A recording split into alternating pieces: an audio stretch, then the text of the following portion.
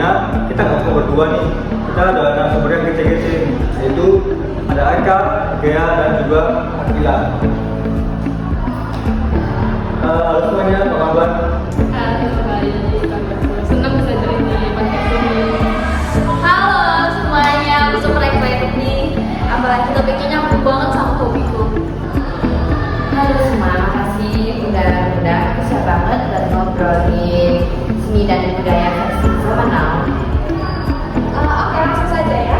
Menurut kalian nih ya, di era digital sekarang apa sih perubahan yang paling penting? Yang paling terasa itu di dalam dunia seni dan budaya. Oke, kalau aku ya, yang paling terasa atau yang paling kelihatan itu seperti saat kita menikmati seni. Kalau dulu kan kita harus dari dulu museum atau harus nonton pertunjukan gitu. Tapi saat ini kita udah ada media sosial yang namanya Instagram dan TikTok. Jadi kita bisa lihat seni-seninya itu dari sosial media tersebut.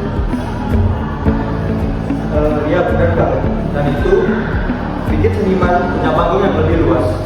Setuju, tapi di sisi lain budaya yang tadi cuma bisa dikenali hanya di daerah saja, sekarang anak-anak itu bisa belajar kayak nari itu dari YouTube, dari TikTok. Jadi sisi positifnya ini, budaya ini bisa tersebar sangat luas, tapi juga ada resiko nih, salah tafsirnya. Kalau dari Eka sendiri gimana nih? Nah, digitalisasi semuanya mudah, tapi tanggung jawab kita buat mengikuti budaya itu juga harus lebih besar. Jangan cuma ikut tren, tapi harus tahu makna-makna budaya yang kita ketahui. Sekarang aku ingin tahu nih pendapat kalian tentang kreativitas anak muda. Apakah era digital ini bikin kreativitas semakin naik atau justru bikin semua serba instan dan mirip-mirip gitu? Menurutku dua-duanya bagus sih. Hanya yang kreatif banget, tapi juga banyak ada yang meniru. Tapi ini itu wajar sih, karena yang penting punya ciri khas sendiri dan tahu makna yang kita peroleh. Benar tuh, benar banget. Lagi pula platform digital itu kan seperti pisau bermata dua. Bisa bikin kita berkembang karena referensinya banyak banget, tapi bisa juga bikin kita merasa minder karena membandingin karya sendiri sama dunia online. Kalau aku pribadi merasa era digital itu buka pintu yang luas buat kita para anak muda untuk berekspresi. Bahkan seni tradisional yang bisa dikemas ulang menjadi lebih modern dan dikenal ke dunia luar gitu. Contohnya kayak batik, zaman sekarang kan ada yang dikombinasikan dengan budaya Korea tuh kayak Hangul, jadi ada batik-batiknya gitu. Terus ada juga musik tradisional yang dikombinasikan dengan EDM. Keren banget sih menurut aku.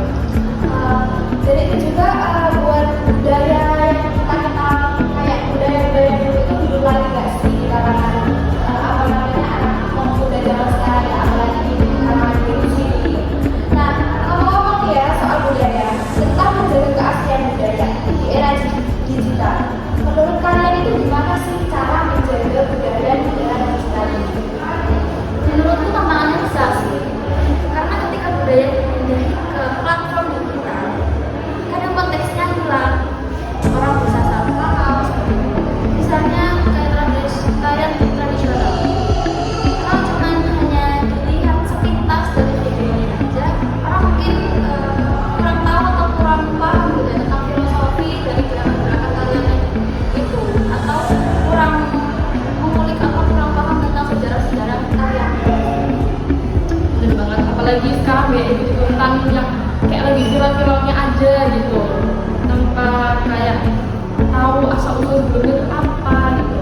Terus ya di sini kita nggak bisa menyalahkan sosial media ya. Menurutku kita cuma perlu edukasi yang tepat gitu. Kalau konten kreator mau upload seni budaya, tambahinlah edukasinya. Peran komunitas budaya juga penting. Mereka bisa bikin konten edukatif, workshop online atau acara menjaga dan memahami kesenian saat ini. Wah, setuju banget.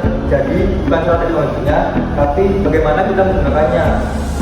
Aku penasaran nih, buat kalian, seni digital itu masuk budaya apa enggak sih?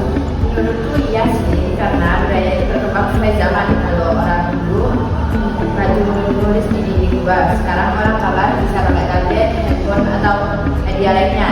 Media berubah, tapi ekspresinya sama-sama yaitu seni. Setuju banget sih. Bahkan tren seperti NFT atau 3D art, AI art itu semua bagian dari budaya visual saat ini. Ada ekonominya, ada gaya estetika khasnya, dan ada komunitasnya. Kalau aku pribadi malah seneng sih karena seni digital ini bikin lebih banyak orang bisa berkarya yang nggak punya peralatan mahal bisa berkarya lewat HP. Itu kan bentuk inklusivitas. Bener banget sih, seni digital itu ya kalau menurut aku sendiri sih bisa dikatakan memperluas definisi kreativitas ya. Kayak sekarang mudah sih seperti itu. Nah, ngobrol sama kalian bertiga nih rasanya sebentar banget.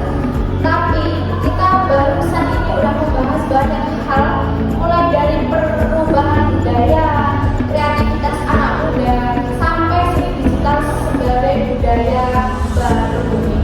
Iya nih, dan semuanya lihat banget sama kehidupan kita. Sekarang handphone nempel sama gadget. Benar banget. Anyway, makasih ya udah ngundang kita. Seru banget nih di sini podcastnya. Ya, semoga obrolan kita ini bisa lebih mengedukasi para pendengar nih